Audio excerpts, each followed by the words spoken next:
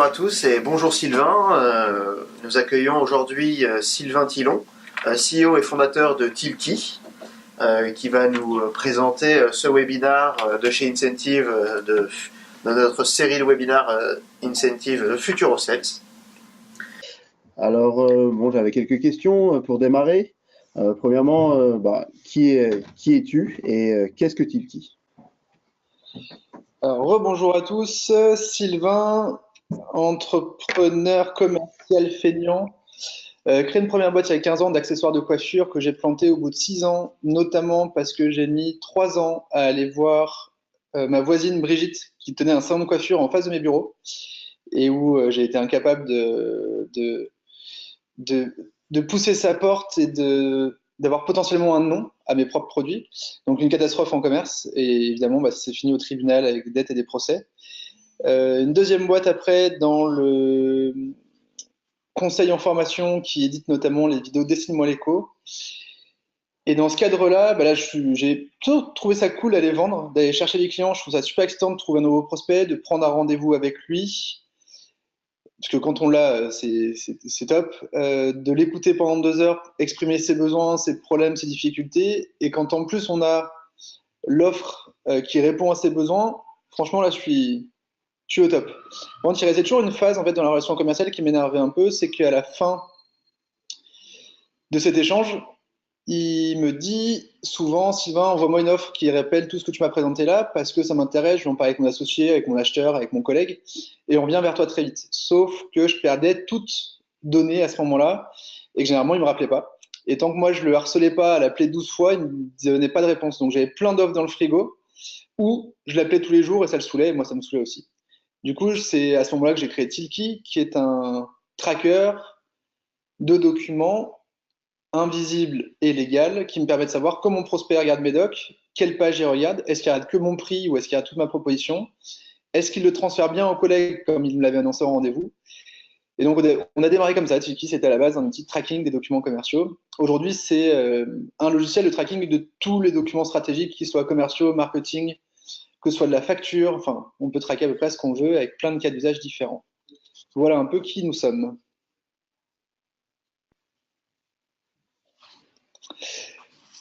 C'est quoi les sales tech? Parce que du coup, je t'entends plus. C'est pas bien grave, je vais prendre la suite. Les sales tech pour nous, c'est toutes les solutions qui vont nous aider à vendre, à être plus efficaces, à gagner du temps et à organiser notre prospection. Parce que on est une petite boîte, from scratch, on n'a pas de clients existants, pas de portefeuille, il faut tout créer de zéro. Et clairement, je suis incapable de prendre mon téléphone et de me faire des listings de 4 heures par jour de tel pour prendre des rendez-vous, c'est pas mon truc. Du coup, j'ai cherché d'autres techniques et j'ai cherché à mesurer si ça marchait ou pas, parce que clairement, si c'est finalement la prise de rendez-vous par téléphone dans le dur qui marche mieux, on partira là-dessus. Mais on a mesuré chez nous que c'est pas ça qui marchait le mieux, parce qu'on est sur de la vente un peu complexe, à des clients qui ne nous connaissent pas, qui n'ont pas de demande, donc on rentre pas dans une case de budget, donc c'est compliqué d'avoir un rendez-vous vu que pour eux c'était pas anticipé.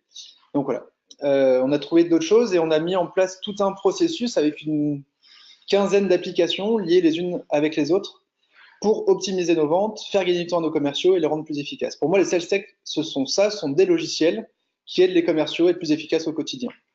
Voilà un peu le modèle et du coup, on en a testé beaucoup. Alors, on fera une présentation d'incentive à la fin quand Guillaume nous rejoindra parce qu'après ça a planté, mais du coup, moi, je vais partir sur ma presse que je vous ai préparée. Je vous partage juste mon écran. Hop. Va-t'en. Et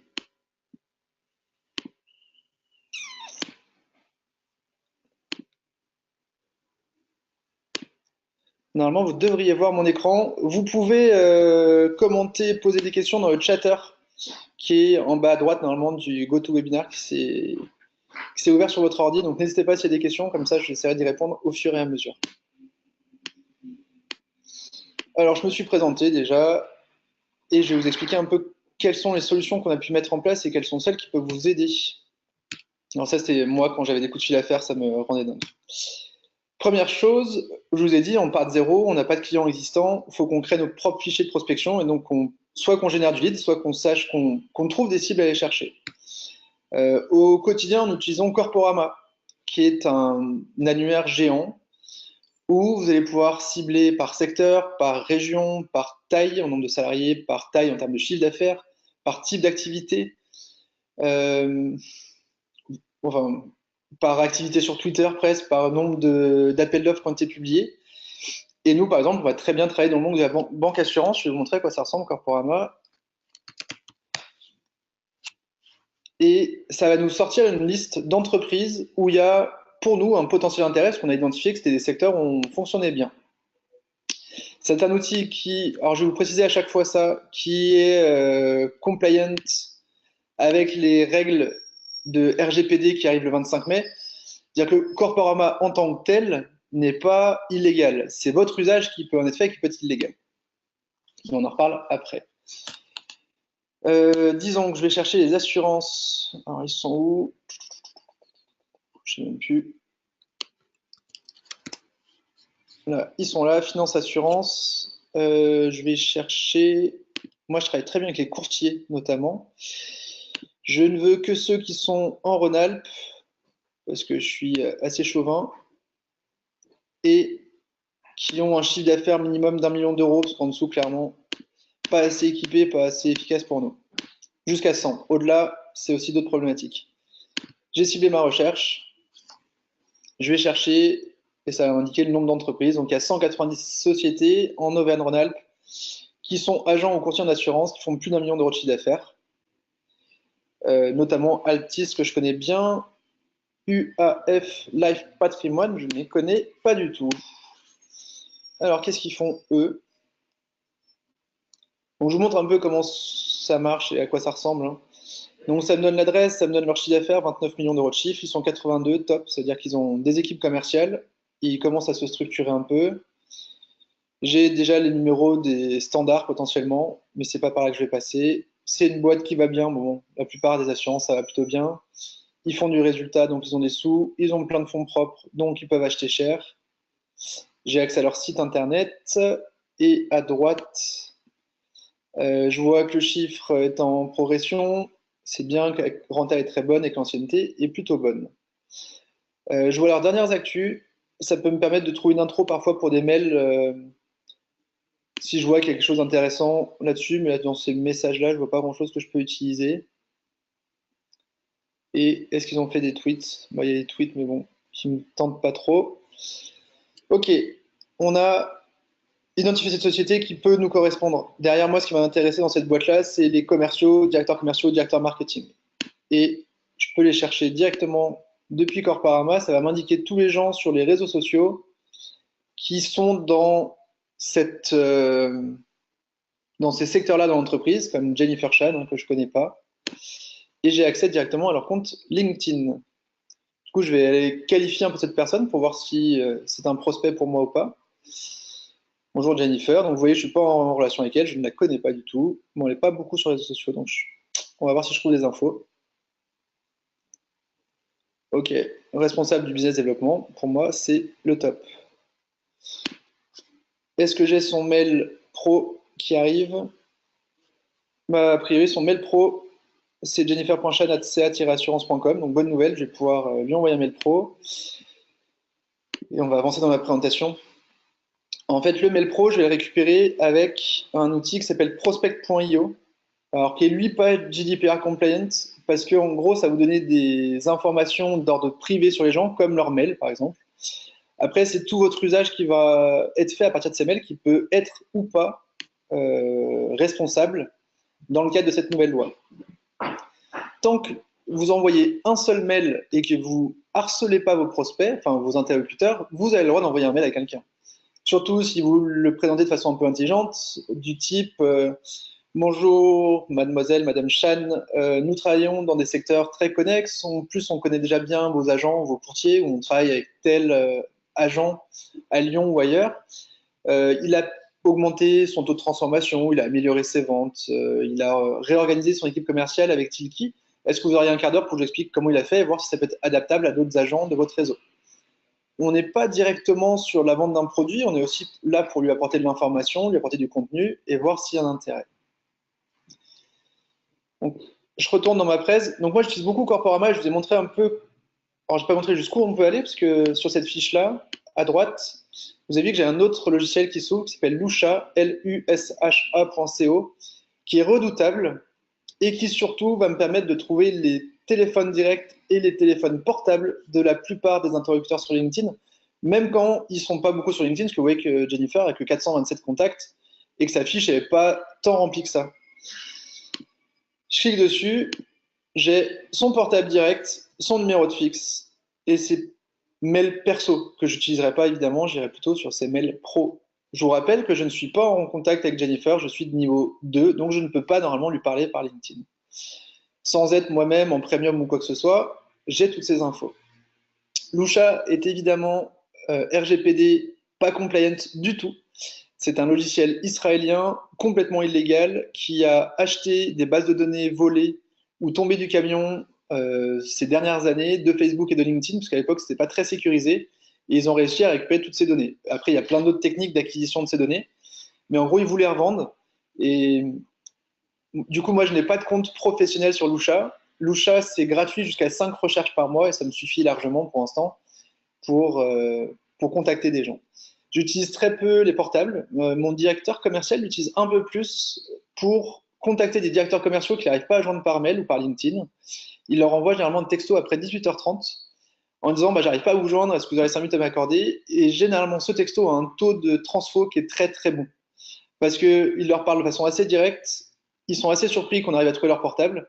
Et il n'y a pas de d'où vous venez, vous me faites chier. C'est plutôt le contraire, c'est ok mec, t'as été plutôt bon, je veux bien qu'on discute. Pour info, après moi j'utilise assez peu. Il y a d'autres outils, alors pas directement concurrents à Corporama, ou encore que, qui sont pas mal aussi, qu'on n'utilise pas nous au quotidien, notamment Cradar, qui est aussi français, qui va être meilleur que Corporama sur l'analyse sémantique dans les sites web. Donc imaginons que vous vendez du fil pour imprimante 3D, enfin du consommable imprimante 3D, c'est compliqué parce que ça ne correspond pas à un secteur d'activité. Il y a plein de secteurs qui peuvent utiliser des imprimantes 3D. Cradar va chercher dans tous les sites web, toutes les boîtes qui parlent d'imprimante 3D. Vous allez dire que je veux au moins 5 occurrences sur le site web où l'entreprise parle d'imprimante 3D. Du coup, vous saurez que ces boîtes-là, a priori, ils en ont une ou que c'est un sujet qui les intéresse, qu'ils soient dans le monde de l'assurance, de l'industrie ou du prototypage rapide sur autre chose. Pareil, Mixdata, qui est aussi français, va faire un peu, c'est un mix de Corporama, Cradar, donc ils sont un peu plus chers. Corporama, la licence, c'est 600 € par an. Cradar, plutôt autour de 3000 et Mixdata à peu près aussi.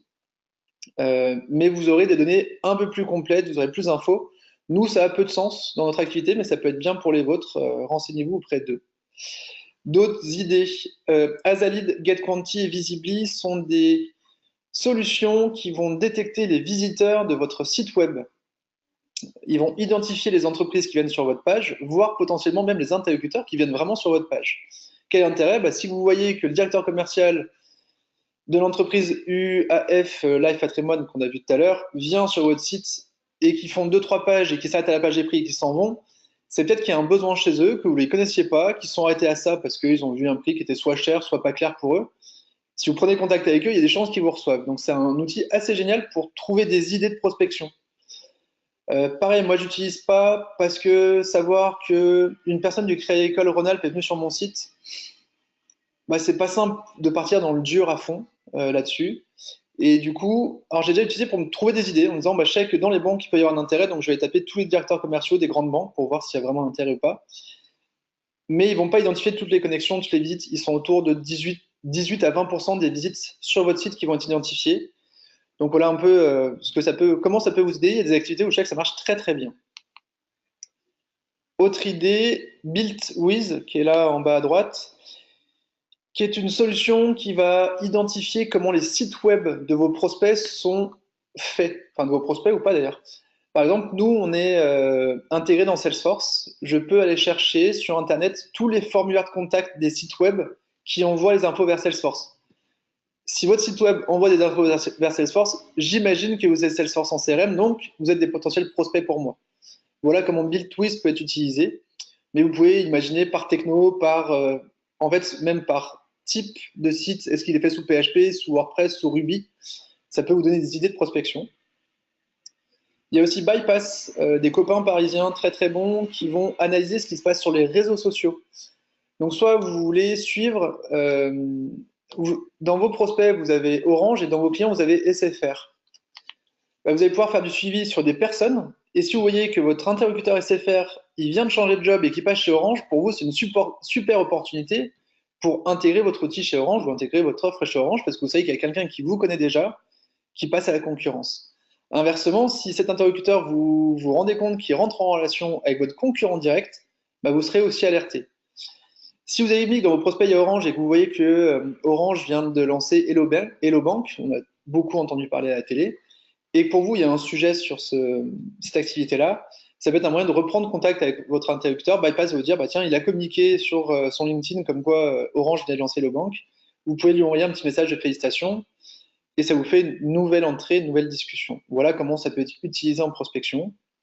Et enfin, mention, solution française aussi. Donc là, tout ce que j'ai mis à l'écran, c'est français sauf Built With.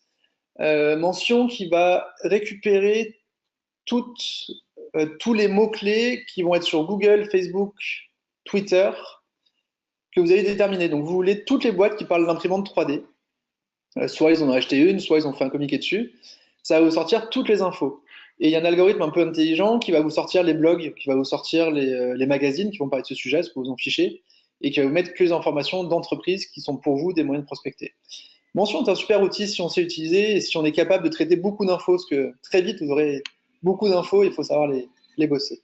Donc voilà quelques idées d'outils pour générer vos listes de prospection. Je repars dans ma presse. Si vous avez des questions, toujours n'hésitez pas dans le chatter si je vais trop vite. Et évidemment, je vous envoie ma présentation à la fin, donc pas besoin de prendre des notes comme des dingues. Vous recevrez tout sur vos ordis. Sur LinkedIn, je vous ai montré qu'on pouvait trouver des interlocuteurs. On peut aussi faire des recherches par type d'entreprise. Donc, on travaille avec des courtiers, nous, chez Generali. On a 2-3 courtiers qui utilisent très bien Tilki au quotidien. Et on s'est amusé sur LinkedIn à trouver tous les directeurs d'agences et de courtiers Generali pour les prospecter depuis LinkedIn. Autre technique, c'est la petite astuce du jour qui est assez géniale. Si vous passez votre LinkedIn en langue anglaise, donc dans vos paramètres de compte, c'est pas sur votre profil LinkedIn, c'est dans vos paramètres, vous mettez votre LinkedIn en anglais, vous pourrez faire des recherches par contenu. Je vous montre ce que c'est. Je veux par exemple tout savoir, tous les posts qui parlent d'efficacité commerciale. Si je suis en anglais, donc vous voyez que moi, mon LinkedIn est en anglais, je vais chercher par content et je vais voir tous les derniers articles qui parlent d'efficacité commerciale. Alors je peux mettre par date. Donc comme ce sont des mots français, l'avantage c'est que je vais voir que des posts en français. Et là, ça peut me donner des idées d'entreprises à aller prospecter, à aller chercher sur ces sujets-là. Donc à moi de mettre un petit commentaire ou de contacter directement les gens. Alors encore mieux pour nous potentiellement, ça va être la relance commerciale. Et je sais qu'on récupère pas mal de leads comme ça. Donc voilà, par exemple, le groupe Edifia a un centre d'appel pour la relation client et il dit que ça vous permet de faire vos relances plus efficacement.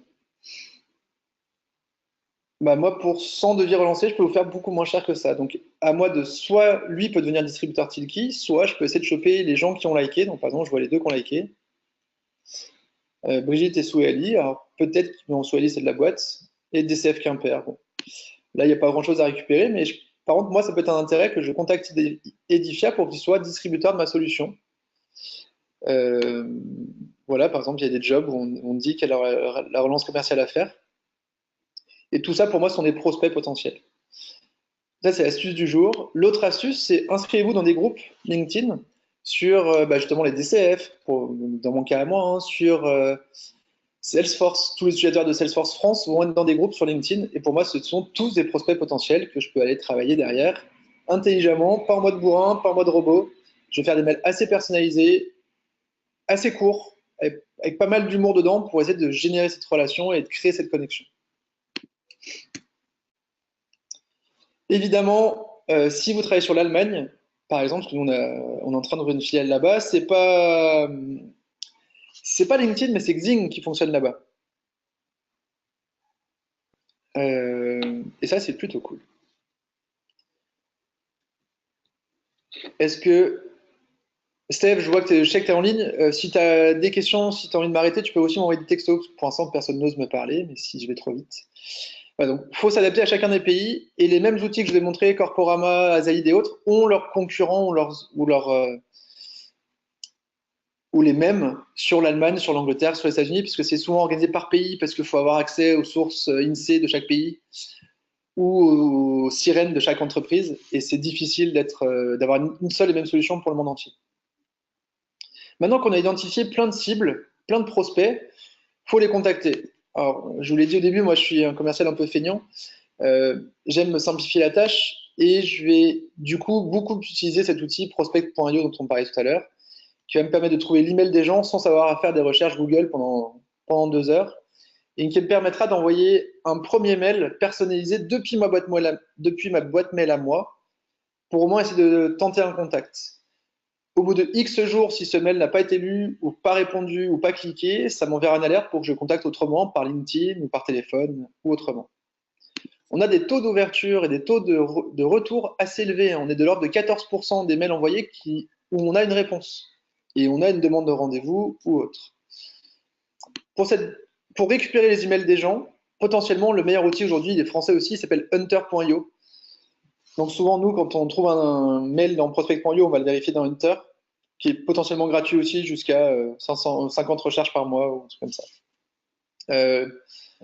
Attention, tout ça, ce sont des outils qui ne sont pas très RGPD compliant, donc il faut l'utiliser avec finesse. L'outil américain qui arrive à faire ça à peu près sur le monde entier, c'est Clearbit, celui qui est au centre, CLEARBIT, qui est flippant, ultra efficace et qui trouve même aussi quelques numéros de téléphone. Après, il y a GetEmail, Voilà Norbert, Prospect Hive, AnyLeads, il y en a plein. Les meilleurs pour moi sont Hunter et Clearbit, voire Prospect, parce que Prospect va vous permettre d'envoyer des mails directement depuis LinkedIn. Je vous remontre comment on fait. Alors, je vais aller sur Celia. Est-ce que je vais trouver son mail?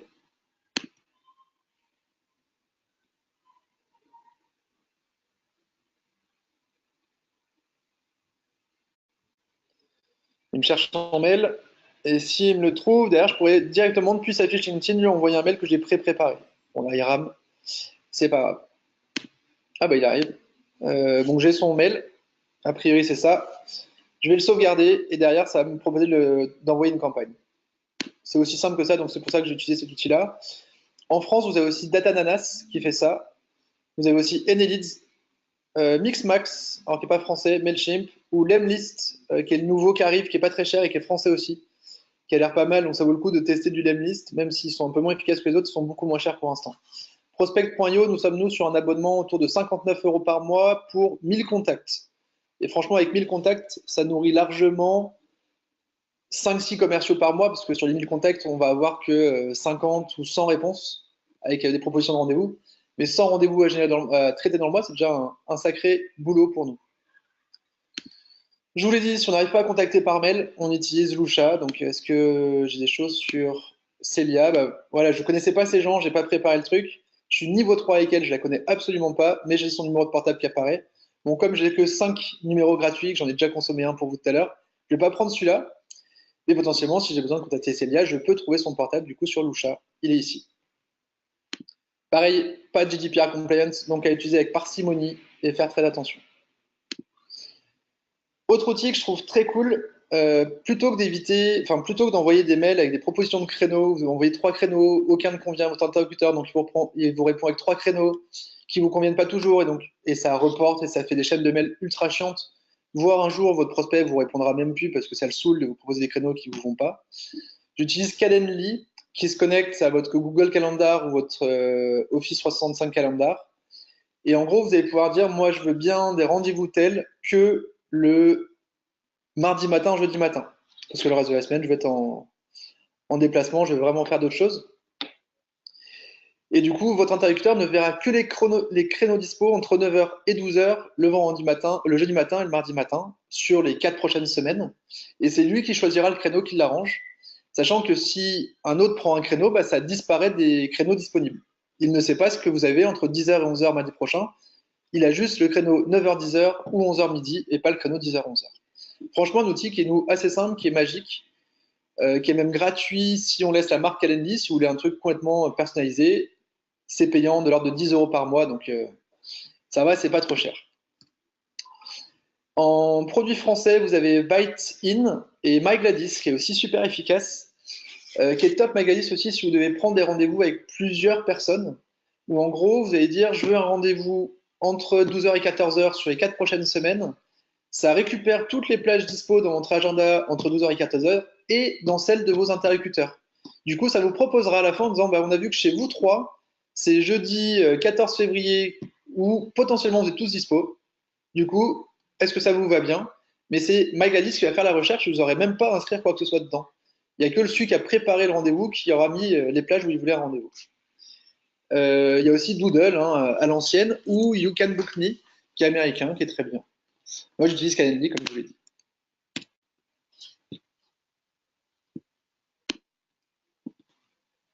Ensuite, bah, à l'américaine, nous on a pas mal voyagé et on cherche à être efficace parce que se déplacer pour une qualification, c'est compliqué et cher et pas toujours efficace. Du coup, on fait souvent le premier échange à distance avec, on utilise l'outil sur lequel vous êtes en ce moment, GoToMeeting, qui coûte 39 € par mois. Alors, on a un compte pour toute la société, on se bat un peu en ce moment, mais il y a plein de concurrents qui existent. L'avantage de GoToMeeting, c'est comme vous le voyez, on peut faire du partage écran, vous m'entendez, il n'y a pas de bug technique, et surtout, vous êtes certain que vos clients grands comptes pourront l'utiliser. Parce qu'il y a plein de concurrents très cool, gratuits, genre Uber Conférence, Zoom.us, Appirin ou encore JoinMe. Mais parfois, ces logiciels sont bloqués par vos interlocuteurs parce que un peu légers en termes de sécurité, parce qu'ils prennent la main sur leur ordi de façon un peu trop poussée. Et donc, du coup, ça a été bloqué par la DSI. Donc, l'avantage de GoToMeeting, c'est que pour l'instant, nous n'a jamais été bloqué par qui que ce soit. Et du coup, c'est très, très cool. Ultra simple. Et en une demi-heure, on sait déjà s'il y a un truc à faire avec le prospect. On sait s'il faut aller plus loin. On sait s'il faut aller le rencontrer, lui envoyer une offre. Ou si au final, c'est pas pour tout de suite et on le laisse dans notre CRM pour qu'il soit relancé dans plusieurs semaines. Donc voilà quelques outils. Franchement, les clients, ils adorent en fait. De façon assez surprenante, oui, c'est top de rencontrer la personne. Mais clairement, évitez de lui faire perdre 1h30 avec un rendez-vous qui finalement est assez inefficace parce que c'est pas au bon moment pour lui, parce qu'il n'est pas encore prêt à acheter votre offre. Tout le monde est content à la fin et ça laisse un bon contact. Ça n'empêche qu'on rencontre tous nos clients au moins une fois.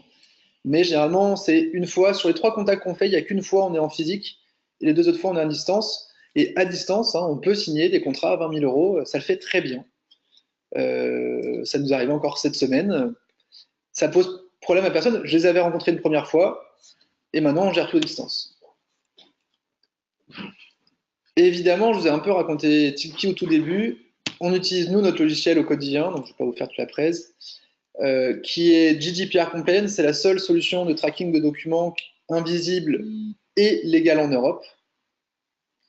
Où l'idée, c'est du coup de ne plus être trop dans le flou, d'envoyer une plaquette, savoir si elle est lue ou pas, d'envoyer son devis, savoir par qui et comment il est lu. Voire, nous, on fait aussi l'acquisition sur les réseaux sociaux. Ou quand on va faire un post LinkedIn pour présenter une nouvelle offre, on va toujours mettre une présentation traquée de cette offre pour aller un peu plus loin et voir qui s'y intéresse. On a signé Bouygues Télécom cette semaine comme ça, alors qu'il y a déjà un de nos clients, mais on a lancé une nouvelle offre. On ne les a pas contactés en direct. On a fait un post sur LinkedIn pour dire. Alors, je vais vous expliquer d'ailleurs l'offre, c'est Tilki for Events. Rappel, on est très feignant et un truc qu'on n'aime pas, c'est sur les salons, c'est l'enfer parce qu'il y a plein de cartes de visite pour récupérer toute la journée et il faut les traiter et c'est compliqué. On prend en photo la carte de visite de l'interlocuteur. On a préparé des mails de prospection avec des offres qu'on peut lui envoyer. On choisit l'offre qu'on lui envoie, on est en train de discuter avec lui et dans les 2 minutes, on vous garantit qu'un mail est envoyé sur sa boîte mail avec votre présentation traquée. C'est-à-dire que votre prospect part de votre stand, il a déjà les informations demandées. Vous, le soir à 18h, vous pouvez aller boire des coups et vous êtes sûr que s'il s'y intéresse, vous serez alerté parce qu'il est traqué évidemment. Et qu'en plus, vous pouvez tout envoyer dans votre CRM. Donc, vous ne perdrez aucun prospect, tout sera traité dans la journée, gain de temps, facilité, tout ça. Donc, on raconte ça sur LinkedIn et on met évidemment un lien vers la présentation traquée avec le prix. Et on a eu Bouygues qui est venu regarder et on les a signés pour la semaine prochaine. Ils font un salon, ils veulent tester. Donc, voilà comment on utilise aussi Tilki pour l'acquisition sur les réseaux sociaux ou en lead generation sur notre site web. Si vous allez sur notre site pour voir un de nos business cases dans l'assurance ou dans les télécoms, évidemment, c'est traqué aussi. On saura ce que vous êtes venu voir. On va vous qualifier avec LinkedIn ou Corporama. Et en fonction, on vous attribuera un commercial petit compte ou un commercial grand compte. Je vois une question de Guillaume qui me demande qu'est-ce qu'il faut comme compétences pour être sur ces outils-là. Alors nous, au bureau, on a des commerciaux de 22 ans à 43 ans. Donc plutôt jeune, il faut être comme à l'aise avec les outils informatiques, mais on va voir que ça reste compliqué d'avoir autant d'outils au quotidien et qu'on a tout intégré dans un seul et même endroit pour que on ne se rende presque plus compte qu'on utilise tout ça au quotidien. Je m'explique.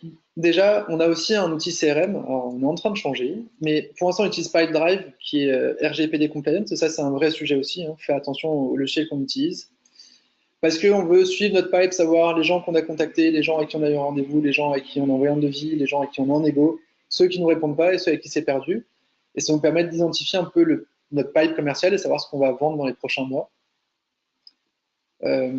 Simple, joli, graphique, ça prend 2 minutes à configurer, c'est lié avec votre Gmail, votre Outlook, c'est lié avec votre agenda. Quand vous mettez une action dans Pipedrive, c'est directement dans votre agenda. Ça coûte 12 euros par mois par commercial. J'ai oublié de dire sur Tilki, c'est 39 euros par mois par commercial. Là, on est sur du 12 euros par mois par commercial.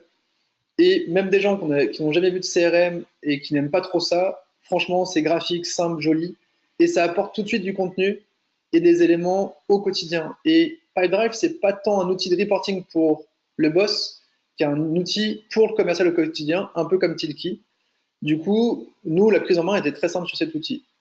Ça n'empêche qu'on est en train de passer sur Salesforce. Un, parce que c'est un de nos outils partenaires. Deux, parce que on peut envoyer beaucoup plus d'infos dans Salesforce. Pipedrive va être moins lié à ce qu'on fait en lead generation, va être moins lié aussi avec Tilki que Salesforce, où on peut vraiment tout intégrer dedans. Et on veut pouvoir retrouver un peu plus de suivi sur lui. Il a ouvert notre plaquette il y a 6 mois, il a été lire un de nos posts LinkedIn il y a 3 mois, et là, il vient de nous rencontrer sur un salon, donc c'est là qu'il faut qu'on l'attrape, et c'est là qu'il faut qu'on lui court après. Aujourd'hui, on a ces éléments-là dans différents outils, et tout n'est pas toujours lié complètement. Donc voilà pourquoi on change de CRM. Pour autant, Pipedrive, pour démarrer, c'est très bien. Quelques autres que je vous recommande. You Don't Need de CRM qui s'appelle maintenant nocrm.io, qui est français, qui est joli, qui est simple, qui se met en place en 10 minutes. Je crois que c'est 7 ou 9 euros par mois. Très cool. Celle-ci, qui est la référence française en CRM, qui vous permet de faire pas mal de choses. Ils sont rochelois, assez cool aussi. Zoho, qui est l'intermédiaire entre Pipedrive et Salesforce, qui est du open source. La difficulté de Zoho, c'est que vous pouvez tout faire. C'est ultra complet. Par contre, il faut pas mal de temps en implémentation et en accompagnement.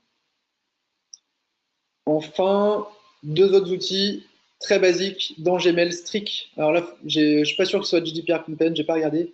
Pareil pour Agile CRM, qui est très joli, très simple, mais que je ne suis pas sûr qu'il soit RGPD compliant, donc à faire attention. Mais c'est des outils que je recommande dans l'ensemble. Donc là, tous les outils qu'on utilise au quotidien, c'est tout ça, et parfois même certains de mes commerciaux ont d'autres outils dans la liste que je vous ai fournie. Et on essaie de tout centraliser dans un seul et même endroit, et nous, pour l'instant, c'est Slack, qui n'est pas utilisé comme une messagerie chez nous, mais comme un vrai outil commercial.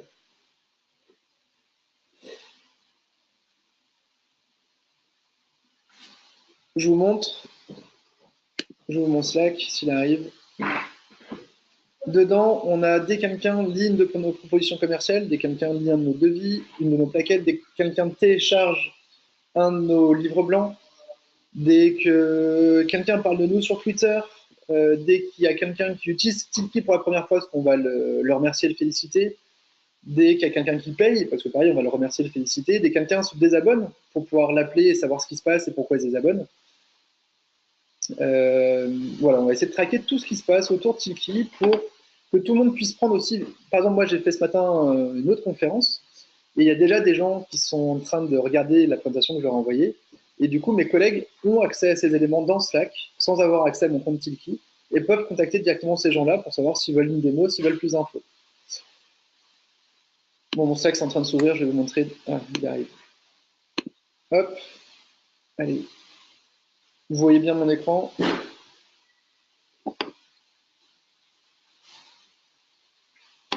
Ouais. il faut que je vous réexplique ce que c'est que GDPR Compliant ou RGPD.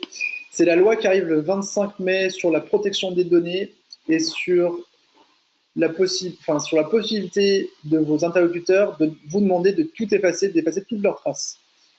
En gros, il faut garantir que les données sont bien hébergées en Europe. Il faut dire ce que vous faites des data que vous récoltez et à quoi elles servent et pourquoi. Et il faut leur donner la possibilité de faire effacer toutes ces datas. Donc, c'est en gros, si un de vos prospects vous dit « je veux que vous supprimiez toute info sur moi dans le CRM », vous devez pouvoir lui garantir ça.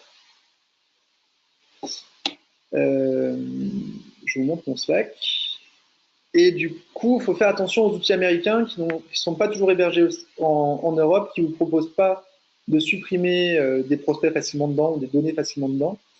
Et nous, sur Tilki, sur notre site web, vous avez accès à tout ce qu'on fait des datas, potentiellement à qui on les donne, comment on utilise, quels sont les logiciels par lesquels elles transitent. Et vous pouvez nous demander de supprimer toutes les informations qu'on a sur vous potentiellement. Ça se fait du coup chez nous en un clic.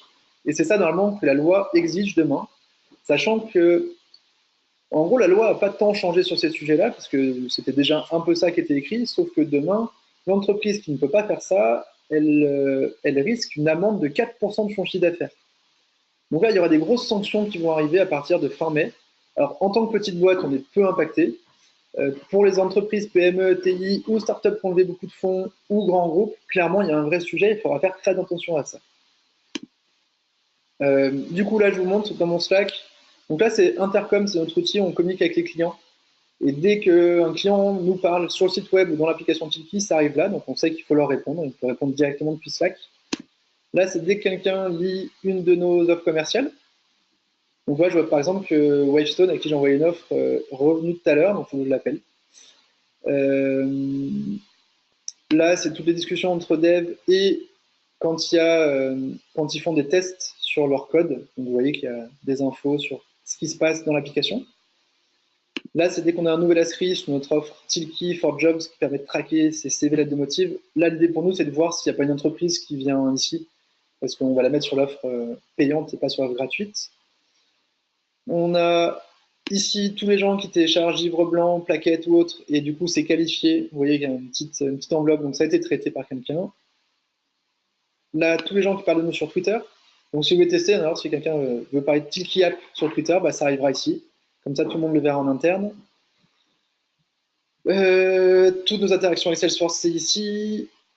Tilki for Market, on a aussi ce que les gens font dans notre application. Là, c'est tous les gens qui utilisent Tilki pour la première fois. Ça arrive là, et on a du coup des welcome calls, enfin des appels pour féliciter les nouveaux utilisateurs. Donc voilà comment on utilise Slack, nous, pour que tout soit dedans et qu'on garde toutes les infos. Et là, on est en payant. Et Slack, si je ne dis pas d'énormité, on doit être à 7 € par mois par utilisateur. Il paraît que sur les grosses orgas, Workplace est assez efficace parce que permet de traiter l'asynchrone, c'est-à-dire que vous pouvez envoyer un message à quelqu'un, il ne le verra que le soir ou il aura une alerte que le soir, alors que Slack, c'est vraiment sur l'instantané. Moi, je préfère l'instantané parce qu'on vend ces capacités à nos clients d'être ultra réactifs et d'être.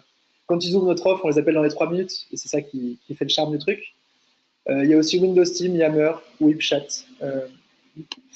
Slack, la facilité, c'est qu'il y a déjà pas mal d'intégrations natives dans Slack, comme Twitter et autres, et que via un outil comme Zapier, Z-A-P-I-E-R, vous pouvez relier toutes vos applications les unes avec les autres. D'où on a relié Tilki avec Slack, on a relié Tilki avec Pipedrive, on a relié notre agenda avec Slack potentiellement. Enfin, à vous d'imaginer tout ce que vous voulez relier. Et c'est un modèle de if this then that. Donc, en gros, si quelqu'un ouvre une plaquette dans Tilki, je veux que ça envoie une notification dans Slack dans tel channel. Si quelqu'un m'envoie une demande dans Intercom, je veux que ça arrive dans Slack dans tel channel, etc., etc. Donc voilà ce qu'on va faire avec Slack. Est-ce que vous avez des questions là-dessus? Guillaume, est-ce que toi tu as des questions là-dessus? Tu peux m'envoyer par texto, je reçois des textos.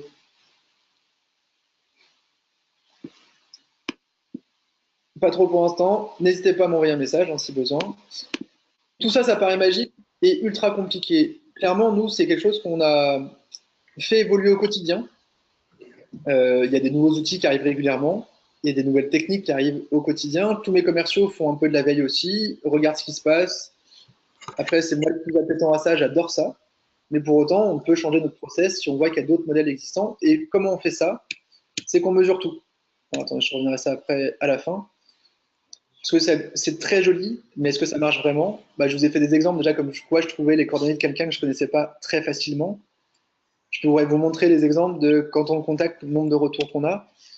On va vraiment tout mesurer, parce que tant qu'on ne mesure pas, on sait pas et on ne peut pas s'améliorer. Donc nous, on ne cherche pas la magie, hein. On cherche l'efficacité.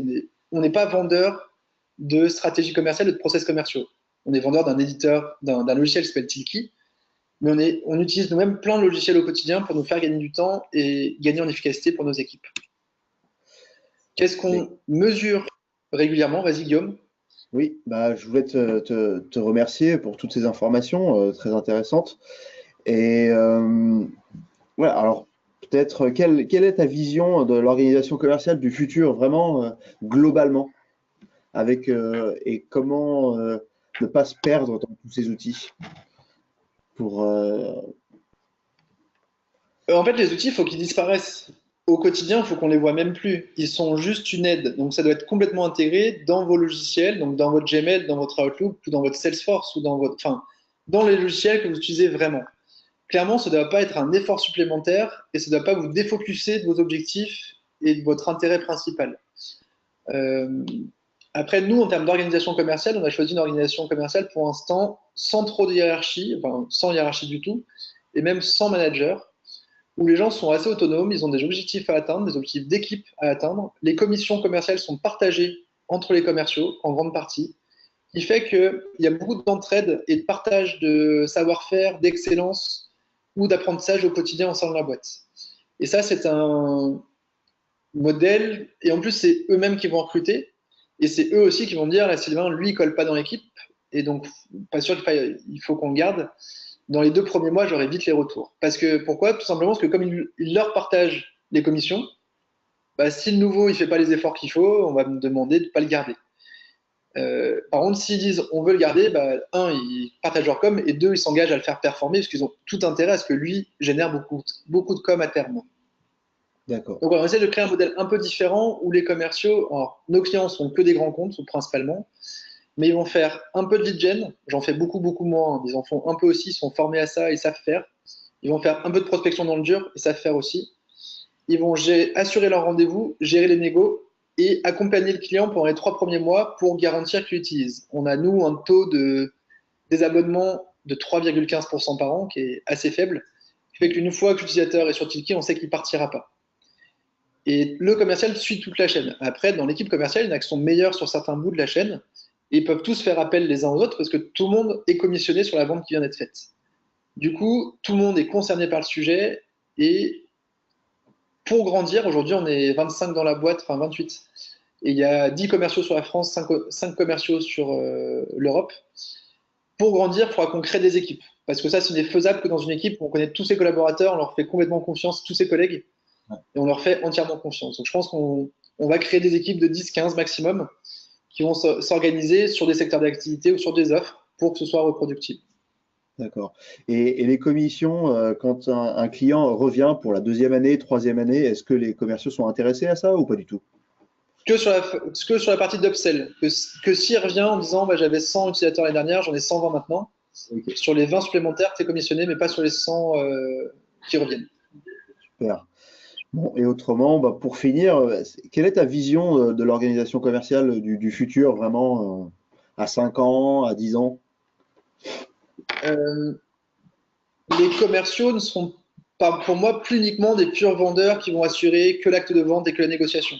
Okay. Ils sauront un peu plus accompagner leurs clients, ils les connaîtront un peu mieux et ils seront capables de faire de l'upsell, du cross-sell, c'est-à-dire de vendre plus chez eux ou d'autres offres.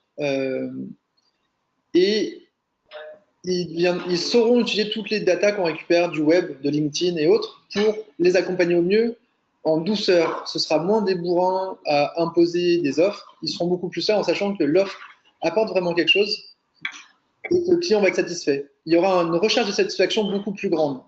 Pour autant, nous, ce qu'on essaie de créer, c'est que les clients appartiennent non pas au commercial, mais à l'entreprise.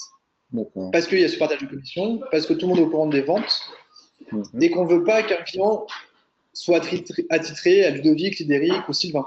il est attitré à Tilki et on a même un organigramme de boîte où au centre, c'est la boîte. C'est pas un commercial ou c'est pas moi en tant que CEO de la boîte. C'est la boîte. On est tous dans ce bateau-là. Très bien. Écoutez, est-ce que vous avez des questions à toutes, je m'adresse à toutes les personnes qui nous suivent. Si vous avez des questions à nous poser ou à poser à Sylvain, autrement, on va finir voilà, sur cette réponse. Et je te remercie À beaucoup. l'écran, je vous ai mis tous les logiciels du coup, qu'on utilise nous au quotidien. Je vous fais passer la présentation via Guillaume qui vous enverra à tous ces slides. Comme ça, vous pourrez vous tester aussi. Je suis joignable sur LinkedIn. Vous pouvez m'envoyer des petits mails si vous avez des questions. N'hésitez pas. Merci beaucoup. Bon appétit à tous. Et du coup, à très bientôt. Allez, merci beaucoup Sylvain et bonne journée. À bientôt. Au revoir.